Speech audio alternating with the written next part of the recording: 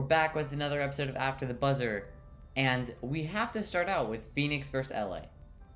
The Suns proving everybody wrong this season with trading for Chris Paul. I mean, they have a good point guard in Chris Paul, but they have guys inexperienced: Devin Booker, Mikal Bridges, DeAndre Ayton. Oh, they signed Drake Crowder. All right, at least a decently better power forward. They're not going to go too far, maybe 7-8 seed at best. They prove everybody wrong, get to the 2 seed.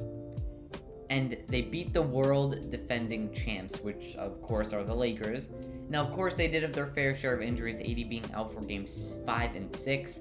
But even before that, they still beat them in 2 different games out of the series. They tied it 2-2 with everybody playing.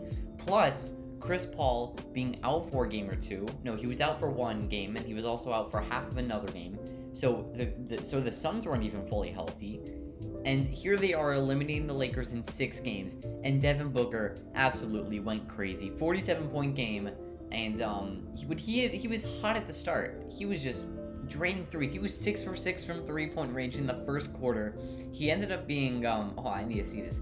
He ended up being 8 for 10 and 47 points. Also had 11 rebounds.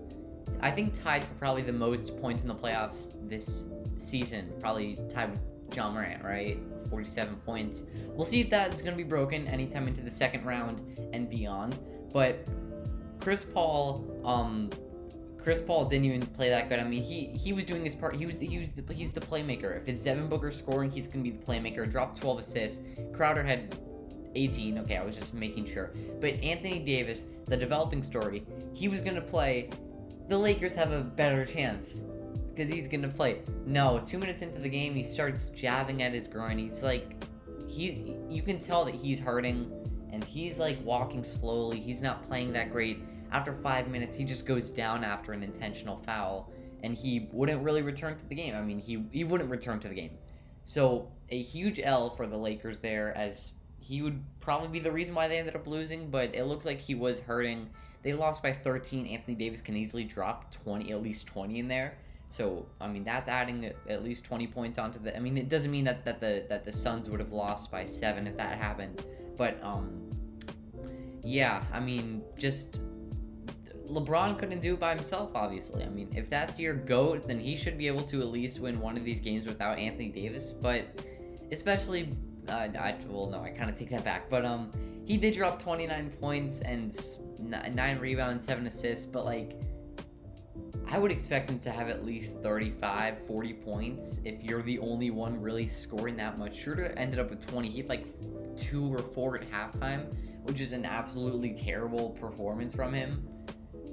And, I mean, it was just a bad performance by the Lakers all around. They're going to have to make some moves this offseason. It's going to be interesting to see what they do with Kyle Kuzma, or not what they do with Kyle Kuzma. It's going to be interesting to see what Kyle Kuzma wants to do, whether he wants to go to Rwanda or China. I'm not sure. LeBron's going to ship him off somewhere, but I'm just not sure where he's going to go.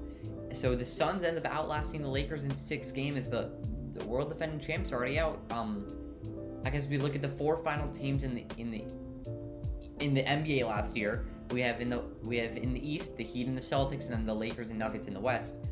The Lakers just got eliminated in 6. Heat got swept.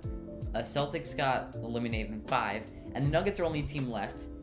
But we move on to the next game, where the Nuggets end up outlasting the Blazers in 6 games. They won by 11 points here. Jokic had 36. Dame only with 20. I say only with 28 because he dropped 60 points the 2 nights before. Listen, MPJ was hot, had like 22 points in the first quarter, and then just kind of chilled. He was like 5 for 5 from 3 in the first quarter and had like 22 points. He only ended up with 26. But if we're talking about that first quarter MPJ, he was a big reason why they won. He had a 5th or 6th of their points. Jokic had 36, Campazzo had 10, and Monte Morris stepped up again with 22 off the bench. But I would kind of expect more from Dame.